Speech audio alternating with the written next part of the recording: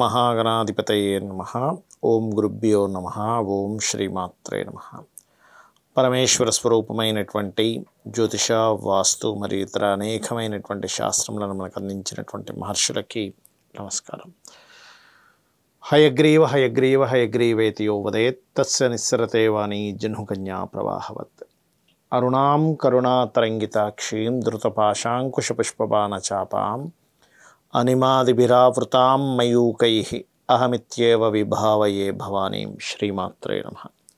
ప్రేక్షకులకి ఆ లలితాంబిక అమ్మవారి యొక్క అనుగ్రహం పరిపూర్ణంగా కలగాలని మనస్ఫూర్తి కోరుకుంటూ, మనము లలితా సహస్రనామాల్లో ఒక్కొక్క నామము దాని యొక్క అర్థము, అది జాతచక్రంలో ఎటువంటి దోషాన్ని తొలగిస్తుంది మరియు వాస్తుపరంగా కూడా మనకి తెలియకుండానే అనేకమైనటువంటి దోషములో కలిగినటువంటి ఇళ్లలో నివసిస్తూ ఉంటూ తద్వారా మనం బాధపడుతూ ఉంటాం. ఈ నామము వాస్తుపరంగా ఉండేటువంటి దోషాన్ని ఏ రకంగా తొలగిస్తుంది అనేటువంటిది మనం తెలుసుకుంటూ ఉన్నాం. అందులో మనం లాస్ట్ ఎపిసోడ్స్లో మనం చూసుకున్నట్లయితే రుద్రగ్రంథి విభేదిని వరకు తెలుసుకున్నాము. అదేవిధంగా సహస్రారాంబుజారూఢ సుధా సారాభివర్షిణి అనే వరకు తెలుసుకున్నాం. ఆల్మోస్ట్ అంటే అమ్మవారు సహస్రారంలో ఉండి సుధా సార వర్షాన్ని కురిపిస్తుంది. ఆ యొక్క వర్షం కురిపిస్తున్నందుకే మనకి ఇన్ని ఆలోచనలు, అంటే థింకింగ్ కంటిన్యూస్ ప్రాసెస్. ఇప్పుడు చూడండి, థింకింగ్ ప్రాసెస్ సరిగ్గా లేదు ఎవరికైనా, ఏమంటాం? ఆ వ్యక్తి మందుడు అండి అంటాం, ఏం పెద్దగా ఆలోచించడండి అంటూ ఉంటాం. ఎప్పుడు థింకింగ్ అలా ప్రాసెస్ అవుతూ ఉండాలి. అదొకటి కారణం. రెండవది ఏమిటంటే, ఈ యొక్క నాడులు ఏవైతే ఉంటాయో ఆ నాడులన్నీ తడుస్తూ ఉంటేనట మనకి ఎటువంటి రోగములు మరియు ఎటువంటి పాప కర్మలు అంటకుండా ఉంటాయి. అమ్మవారు ఏదైతే సహస్రారంలో కూర్చొని సహస్రారాంబుజారూఢ సుధా సారాభివర్షిణి, ఈ నామము కూడా వెల్త్కి పనిచేస్తుందండి. ఈ నామం ముఖ్యంగా. అదేవిధంగా ఈ సహస్రారాంబుజారూఢ సుధా సారాభివర్షిణి అనే నామము వాస్తుపరంగా, వాస్తులో చూడండి మనకి సెన్సిటివ్ పాయింట్స్ అంటారు, మర్మస్థానములు. అందులో ముఖ్యంగా గర్భంలో ఉండేటువంటి మధ్యస్థానంలో ఉండేటువంటి ఏదైతే మనకి బ్రహ్మస్థానం ఏదైతే ఉంటుందో, అక్కడ బ్రహ్మస్థానంలో తెలియక ఎవరైనా పిల్లర్ని కనుక వేసినట్లయితే అదొక దోషం కింద చూస్తాం. మరి అలాగా ఆ మధ్యలో పిల్లర్ వేసినప్పుడు ఏదైనా దోషం ఏర్పడినట్లయితే, పిల్లర్ ఉంటే యాక్చువల్గా తీసేసేయాలి, ఇంక తప్పదు ఇంకది. కానీ అదే ఇంట్లో ఉండాల్సిన పరిస్థితి ఉందండి, రెంట్కి వెళ్ళాను, అదే డబ్బుల్లో ఉన్న దాంట్లో అక్కడ ఉండాలి. అప్పుడు కూడా ఈ నామం కనుక చేసుకున్నట్లయితే సహస్రారాంబుజారూఢ సుధా సారాభివర్షిణి, ఇది కూడా బ్రహ్మాండంగా పనిచేస్తుంది. అదేవిధంగా తర్వాత తటిల్లతా సమర్చిత్ షట్చక్రోపరి సంస్థిత. అమ్మవారు ఎలా ఒక మెరుపు తీగలాగా, తటిల్లత అంటే ఒక మెరుపు తీగలాగా 6 చక్రాల చుట్టూ తిరుగుతుందట. మళ్ళీ ఇందాక మనం గత ఎపిసోడ్స్లో ఏం చెప్పుకున్నాము? రుద్రగ్రంథి విభేదిని, విష్ణుగ్రంథి విభేదిని, ఇవన్నీ చెప్పుకుంటూ వచ్చాం కదా. మనం ఒక్కొక్కటి ఛేదించుకుంటూ వస్తుందని. దాని తర్వాత ఏంటి? సుధాసార వర్షము కురిపిస్తుంది. దాని తర్వాత వచ్చినటువంటిది తటిల్లతా సమర్చి షట్చక్రోపరి సంస్థిత. అంటే ఇవన్నీ ఏమిటండి? నిజమేనా? 100% నిజం.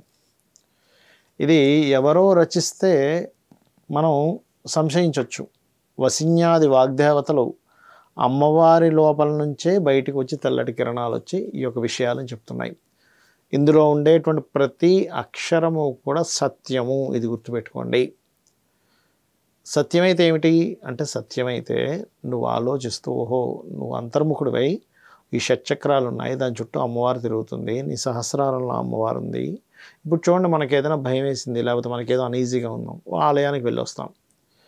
అక్కడ భగవంతుడు ఉన్నాడనేటువంటి భావనతో ఆలయానికి వెళ్ళి అక్కడ ప్రదక్షిణం చేసుకొని అక్కడ కూర్చొని కాసేపు విశ్రాంతి తీసుకొని అమ్మయ్య ప్రశాంతంగా ఉందనుకొని బయటకు వస్తాం. మరి మనలోనే అమ్మవారు ఉంది, షట్చక్రాల చుట్టూ తిరుగుతుంది, సహస్రారంలో ఉంది అనేటువంటి ఈ నిగూఢమైనటువంటి సత్యాన్ని ఒక వసిన్యాది వాగ్దేవతలు చెప్తున్నప్పుడు మనం దాన్ని అర్థం చేసుకుని అది నిజం కదా అని చెప్పి మనం అర్థం చేసుకున్నప్పుడు మనకి ఇంకెలా ఉంటుంది? మనలోనే భగవంతుడు ఉన్నాడు, ఎక్కడో వెతుకుతూ ఉన్నాం. మరి ఇది ఆలయాలకి, గుళ్ళకి, గోపురాలకి, క్షేత్రాలకి వెళ్ళొద్దా? ఖచ్చితంగా వెళ్ళాలి. క్షేత్ర మహిమ క్షేత్రందే. లోపల ఉన్నాడు కదండి, ఉంటే ఉన్నారు లోపలని, ఆ పని చేస్తున్నాడు. ఆయన ఎప్పుడో చెప్పాడు కదా శ్రీకృష్ణ పరమాత్మ. ఏమని చెప్పారు? మీరు భుజించు భక్ష్య భోక్ష్య లేక్ష్య పదార్థములను జీర్ణం చేయుచున్నా అన్నాడు. మరియు అదేవిధంగా మృగములలో సింహము, పక్షుల్లో గరుత్మంతుణ్ణి, ఇలా ఒక్కొక్కటి ఉదాహరణ చెప్పాడు. అన్నిట్లో ఉన్నత స్థానంలో ఉన్నవాడిని నేనేం చెప్పుకుంటూ వచ్చాడు ఆయన. అంటే అక్కడ మనం అర్థం చేసుకోవాల్సింది ఏమిటంటే, అంతటా నిండున్నటువంటి ఆ యొక్క పరమాత్మ యొక్క శక్తి అన్నిట్లో ఉంటూ ఈ రకంగా ఉంది కాబట్టి మనం ఎప్పుడైతే లోపల ఉన్నటువంటి పరమాత్మ అని అనుకున్నాము, ఆ ఎనర్జీ వేరేగా ఉంటుంది, గుర్తుపెట్టుకోండి. ఈ షట్చక్రోపరి సంస్థిత అనేటువంటి నామము, దాని తర్వాత వచ్చేటువంటి మహాశక్తి. మహాశక్తి అంటే ఎటువంటి శక్తి? మహాశక్తి. ఈ మహాశక్తికి దీని యొక్క అర్థం ఏమిటి అంటే మహత్ ఆ శక్తి, అది మహాశక్తిగా మారుతుంది. అయితే శివుని యొక్క శక్తి, శివుడు అమ్మవారు రెండూ కలిసినటువంటి ఏకశక్తిని మహాశక్తి అంటారు, గుర్తుపెట్టుకోండి. ఈ నామము గనక చేసుకున్నట్లయితే గుర్తుపెట్టుకోండి, అమ్మవారిని పార్వతీ పరమేశ్వరుని ఇద్దరిని కూడా స్మరించినటువంటి ఫలితం మనకు వస్తుంది.